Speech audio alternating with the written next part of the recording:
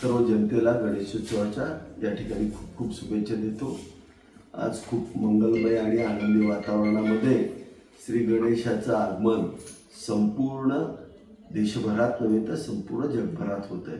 ज्या ज्या ठिकाणी आपली संस्कृती पसरलेली आहे त्या ठिकाणी सर्वजण आज गणरायाचं आगमन करतात। गणराय आपल्या सर्वांच्या जीवनामध्ये सुख, शांती आणि समृद्धी आणू दे अशी गणरायाच्या चरणी प्रार्थना करतो।